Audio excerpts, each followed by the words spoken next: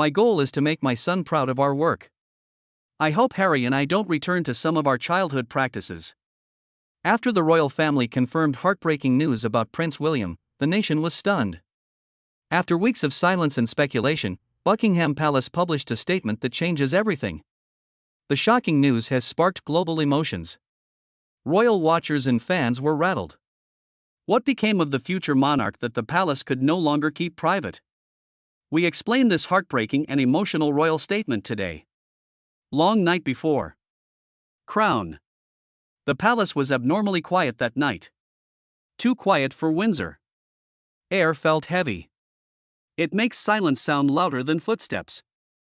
Prince William exited a side entrance softly, his coat drawn close, his expression enigmatic, in the courtyard lamp's pale illumination.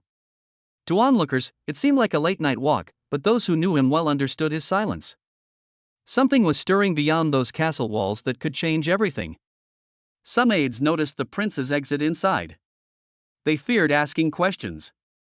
One muttered, he said not to wait up, but her tremble showed her discomfort. He often had that distant expression in his eyes before making a tough decision. Pages, letters, old photos, and a royal crest notepad were scattered on his upstairs desk.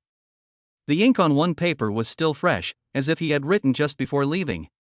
The Princess of Wales sat awake in the drawing room of Adelaide Cottage. The nighttime tension didn't bother the youngsters upstairs, who were sleeping. A forgotten cup of tea lay cold beside her for hours. Kate stared at a photo on the mantelpiece from their early marriage, when duty hadn't yet supplanted simplicity. She gently stroked William's joyful face and whispered, "Please let him be okay." The wind increased up outside, sending faint echoes across the trees. Clouds obscured the moon and the roads leaving Windsor were foggy. Headlights illuminated William's car's steady progress through the countryside. He sat still, hands clenched, staring at the empty road ahead. No word from the driver. After years of experience, he knew not to disturb such moments. The glass reflected the prince as older and heavier. After a lengthy time, he muttered, almost to himself, "Do it." Nobody in the palace knew what it was, but rumors were spreading. For weeks, insiders had whispered that William would take unprecedented moves as his father's health declined. Changing reigns meant new rules. William's idea for the monarchy was reportedly unique to Britain. A smaller, sharper monarchy that served rather than ceremoniated was his goal. The whispers suggested he was ready to move quickly and make shocking decisions for even seasoned courtiers. Near midnight, palace corridors were quiet. 2 aides waited after being instructed to go. After 30 years serving the royals, the elder sighed quietly. He's hauling something heavy. Right now and hopefully in the future, rather than merely debating what we must give up or can't do. Murmured. The younger assistant nods but says nothing. The older guy glanced at the big staircase, where footfall formerly filled the halls. "That bothers me most," he whispered. "When he stops talking, the decision is made." Kate stood from her chair and approached the window at Windsor. Silvery light illuminated the landscape outside. The roses William planted earlier that summer were now simply stems, shivering in the wind. Her glass reflection was eerie. Eyes tired, complexion pale, heart heavy with something she couldn't name. The clock struck 1, no message. "He always returns home," she muttered, exhaling gently and smiling. However, she didn't believe it tonight. The automobile returned to the palace gates hours later as the horizon lightened. William exited slowly. The first dawn rays on his face. He nodded to the guards silently and returned inside. When they spotted him, the 2 attendants rose immediately. "Your Royal Highness," one began warily. "Is everything okay?" Suicide victims have many unanswered questions. William paused long. His eyes were distant, and he said, "It's been a long night, rest." He vanished along the passage, his footsteps echoing on the marble floors. The fire in his study was out. The room smelled like smoke and rain. William sat at his desk again, opening the notebook he left. He reviewed his earlier writings, patiently forming a plan. No monarch was responsible for comfort. Soon, the world would see his sacrifice. He dropped the pen, scratched his temples, and reclined, exhausted. Palace woke up at morning. Staff walked more discreetly than normal. Strange, uncomfortable quiet pervaded the halls. Kate's phone buzzed at Windsor. Palace message. Her heart froze before reading. She knew something had changed. The fairy tale tranquility of their lives was replaced by obligation and consequence. Between that solitary drive through the mist and dawn, the future King of England made a decision that would upend the monarchy. The world slept ignorant that history had changed and that a man eager to remake it now held the crown. What really happened inside those palace walls that morning? Let's explore the Crown and Kingdom's defining moment. Palace Silence Day. The morning air outside Buckingham Palace was abnormally calm. Silence that holds its breath. Reporters gathered early to film the enormous black gates. Chill fogs their lenses. Something was coming. Everyone felt it, but no one dared guess. Even the birds seemed to stay away, as if nature knew what was about to happen would change history. At 9, the huge doors opened. A royal representative emerged, pale and strained, holding a folded paper like it weighed 1,000 pounds. Murmuring stopped quickly. Cameras stopped. Frozen time. Finally speaking, the spokesperson was calm but filled with indescribable sorrow. They began on behalf of the king and royal family. We regretfully confirm His Royal Highness. The Prince of Wales is ill. The cathedral shook with the words. Reporters were astonished and froze. A young journalist murmured, "Oh no," and covered her mouth. The remainder glanced at the palace, which seemed colder, quieter, and almost melancholy. Though brief, the statement was powerful. The king was worried and requested solitude while the prince was under the greatest care with relatives. Humans are quite good at setting and achieving goals. Those two words, deeply concerned, shook the crowd. All knew what that meant. This was unusual. It was perhaps more serious than the palace admitted. News swept across London in minutes. Cafes, train stations, and bus stops displayed the same headline. Health issues plague Prince William. People stopped mid-commute to read it twice, expecting it might change. Women buying flowers in the mall murmured, "Not William." Strength has always been his. Taxi drivers near Green Park shook their heads. That family's been through enough, he muttered. Inside the palace, the atmosphere was heavy with unease. Staff moved quietly, their usual chatter replaced by whispers and downcast eyes. In a private study overlooking the gardens, King Charles sat at his desk, hands folded, his face drawn and pale. The grey London sky cast a soft, cold light through the window, deepening the lines of worry around his eyes. Beside him stood Queen Camilla, her voice low but steady. "He's always been our strength," she said, resting a hand on the king's shoulder. "Now he needs ours." Charles didn't reply immediately. He just nodded, eyes distant. Age 25 when she became queen and me being 29.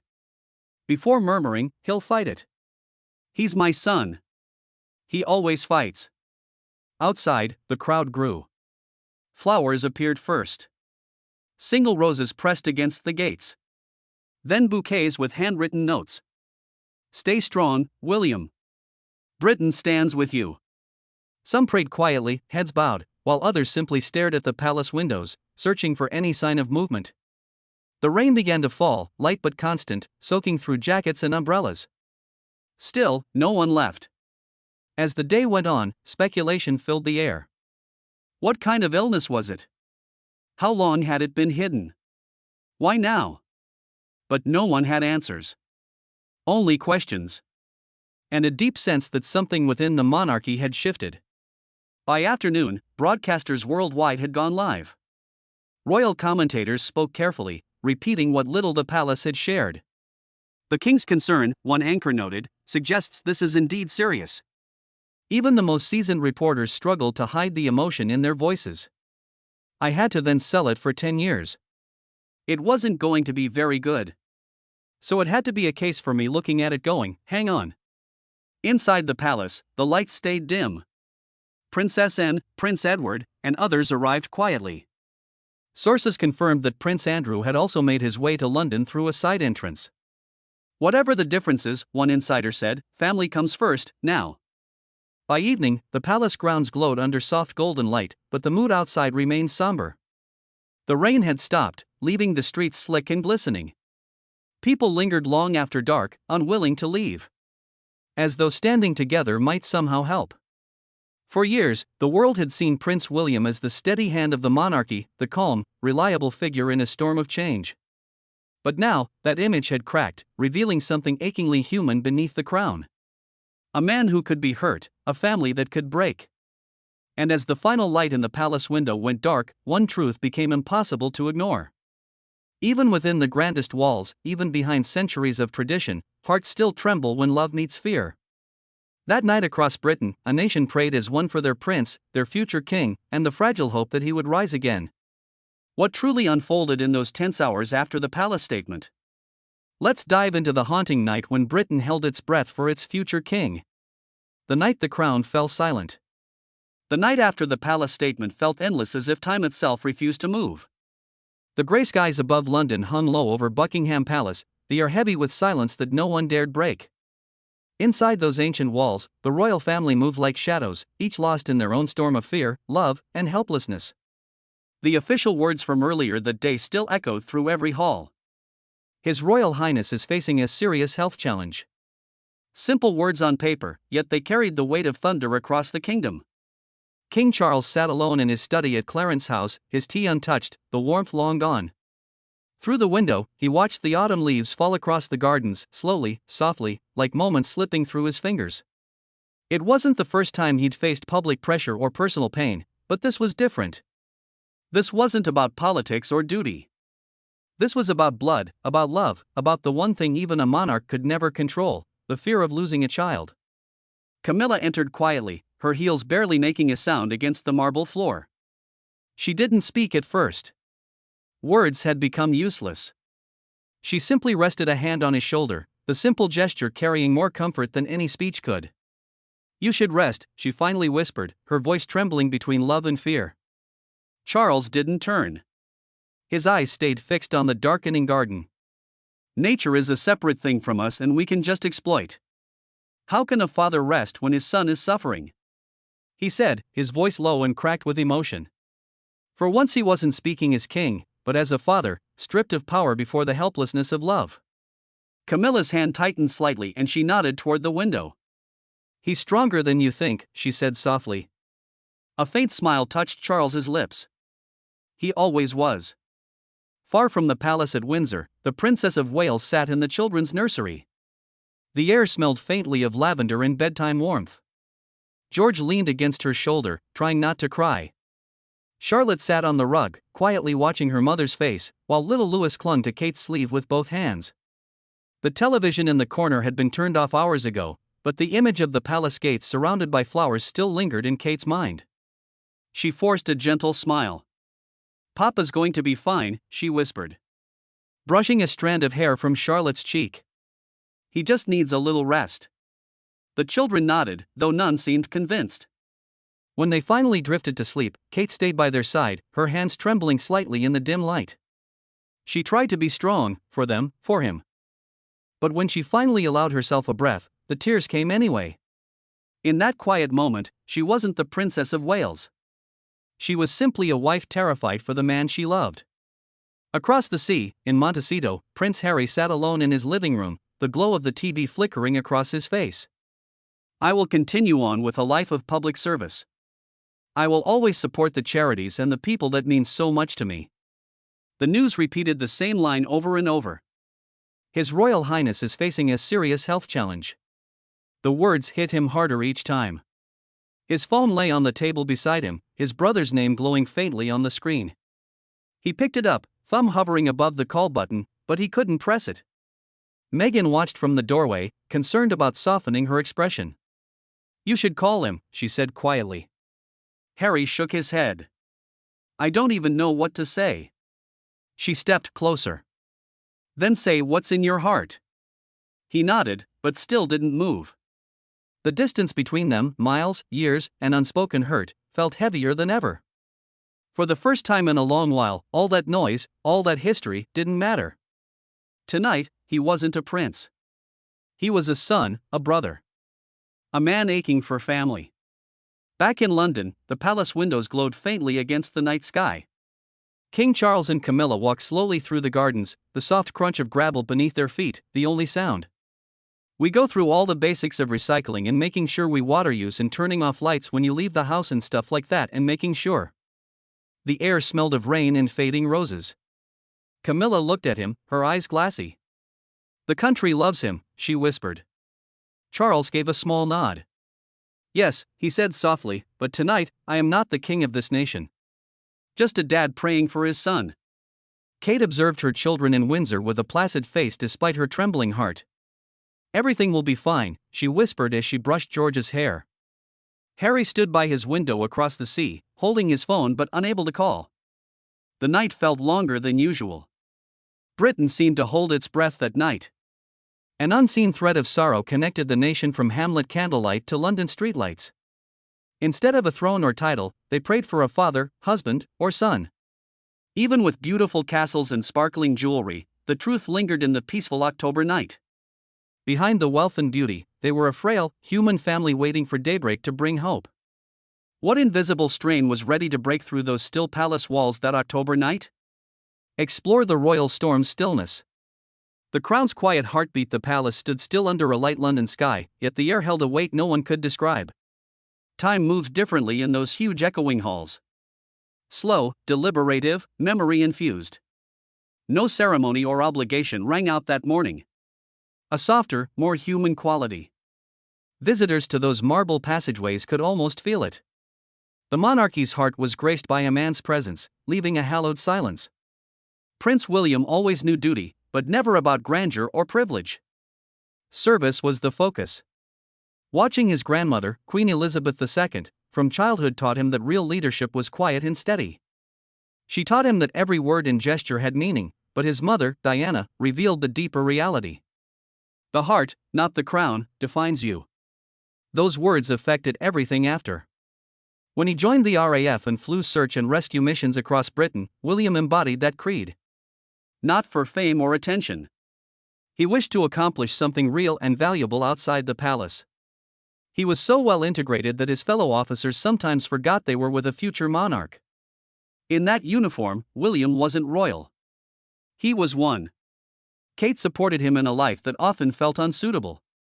Witnesses reported their unspoken understanding. How a smile might calm another and how laughing substituted words on terrible days. Their marriage was modest and cooperative. When their children arrived, George's boundless curiosity, Charlotte's bold charm, and Louis's delightful mischief. Despite his expectations, William's world seemed whole. But persistent pressure lurked beneath that tranquil facade. We measured every grin and questioned every silence. His life balanced anticipation and emotion. He sometimes walked alone through Kensington Palace's gardens at night, the city lights gleaming dimly outside the gates, wondering if he was doing enough for his father, country, and mother.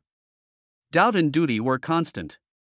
William's world changed again in 2022 when Charles became king. His obligations grew overnight. He gently took on a nation's gaze while shielding his father. Despite increased engagements, leadership, and diplomacy, he never complained. Behind every polished look was the same young man who once stared over a runway at dawn, seeking significance beyond ceremony. Friends said William struggled to be a future monarch and a present father, an invisible burden. He wished his children the freedom he never had to laugh without cameras, live without duty, and press down. Deep down, he realized such world might never exist. George once inquired, "Papa, why go again?" "It's my job to help people," William Nelt whispered into his son's eyes. That simple answer followed him everywhere.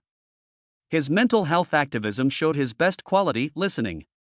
Gentle empathy was his style, not great words. He consoled mourning families, supported veterans, and reminded the world that royals have invisible scars. His co-workers recognized his compassion and willingness to listen. People trusted him because of his gentle, unpolished, and real humanity. But those closest to him witnessed the toll, the restless nights, the long hours.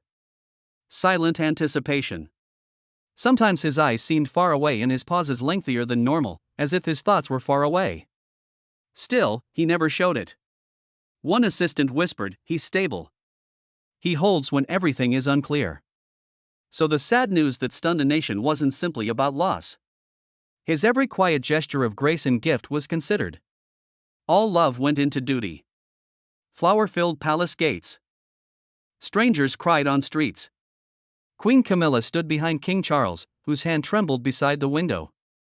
Kate clutched her kids close, crying silently but endlessly. Harry saw from afar. News weighed on him. Britain paused because Prince William wasn't merely the heir. He connected the crown and people, tradition and tomorrow. He had Diana's compassion, Elizabeth's discipline, and Charles's perseverance, all underpinned by a never-ending care. As the sun set behind the castle walls that evening, one fact lingered in the silence. Love underpinned every title, word, and unshakable responsibility. Imagine if that quiet held more than sorrow, a secret the crown never intended to reveal. Let's investigate that haunting silence. In Britain, an unexplained silence fell over the country, echoing through vacant streets and fields. The mood was the same from Scotland's foggy beaches to Windsor's cobblestones. This loss was unusual. It was more than a regal death. A guy whose quiet courage and humanity touched many people died. The news spread by daylight. Country felt transformed by lunchtime. Radios played soothing orchestral music instead of talk. Shops opened late. Schools observed a minute of silence. Every television showed the royal flag. Low against a pale gray sky, quivering in the wind. Flowers appeared outside Buckingham Palace, first a few, then hundreds. The black iron railings were buried with white lilies, crimson roses, and rain and tear-smudged handwritten letters before dark. Shaking her hand, an older woman by the gates dropped a little card amid the flowers. "He was one of us," she whispered. "Kind, humble, good. Never see him again." The cold air carried her words, and those around her nodded silently. Candlelight flickered through rain-streaked Windsor windows. Church bells rang quietly as families stood on their doorsteps, heads lowered. A dying heartbeat, slow and sorrowful. Even the palace guards were stoic, revealing the collective anguish. In Manchester, a small group of veterans gathered around a military memorial, their medals shining under the dreary sky. David removed his cap and placed it on his chest. "We were understood. No matter who you were," he whispered. He spoke to you seriously. Claire, a London hospital nurse, arrived from her night duty. She planted one white rose at the royal gates. She cried as she claimed he visited our ward. He amused everyone. Even patients. I'll never forget. In Norfolk's little elementary school playground, kids surrounded a framed portrait. Under it were paper crowns and flower chains. After painting a lovely family, a girl muttered, "He told me to be brave. So I'm trying." Leaders, celebrities, and organizations paid tribute, but ordinary people had the most impact. A Welsh farmer remembered the prince's visit during a bad harvest. He said he listened more than spoke. He cared. We'll remember that. As night fell, the nation breathed together. Under the candlelight, hundreds gathered in Westminster Abbey. As many cried softly, the organ's low tones echoed off stone walls in the ancient hall. Outside, it rained steadily, soaking the palace gate's flower mountain. Letter ink smudged, yet messages remained. Love, thanks, loss. Big Ben's powerful chimes rang throughout London as a final goodbye at 9. Sound rippled across the Thames and into little alleys until it stopped. Whispering was common in taverns and cafes since it might disturb something sacred. Television replayed lovely times that were almost painful. His public laughter, stooped greeting of children, and consoling touch on strangers' shoulders during grief. Nothing was practiced about his kindness. He was loved for his real, effortlessness. By midnight, London was quiet and covered. The city seemed to hold its breath as the rain stopped and candles flickered. Britain was united by sadness, not politics or ritual, notwithstanding its disagreements. In stillness, people recognized something significant.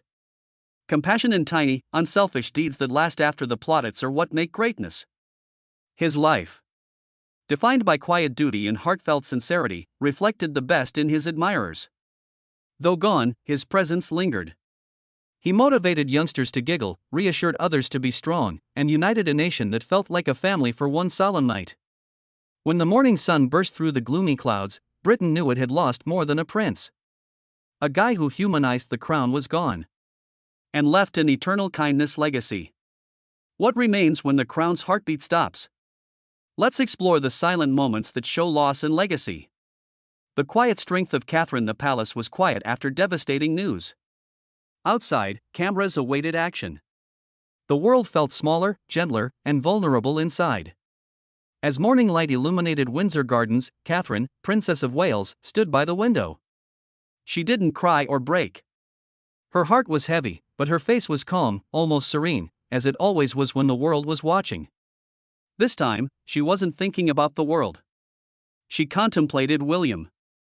News shocked the nation. The tale wasn't about duty behind those palace gates, despite the headlines on every television. Love was involved. Catherine had faced public scrutiny many times, but nothing prepared her for this. Every breath was weighed down by worry. She moved carefully around the house to avoid awakening the kids. On a nearby table was a framed portrait of William smiling. Her fingers stroked it. "We'll be okay," she whispered. That commitment was for him, his family, and the silent nation. When George, Charlotte, and Louis woke, they asked softly, "Is Papa well?" Charlotte asks. She smiled, masking her dread. She gently stated that Papa is resting. His strength is for everyone. It's our turn to support him. Before anybody else, she saw the indications.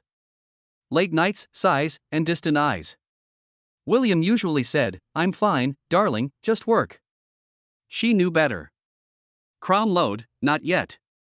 His weight was high. Catherine anchored the family in subsequent days. She calmly led her children, attended briefings, and soothed workers.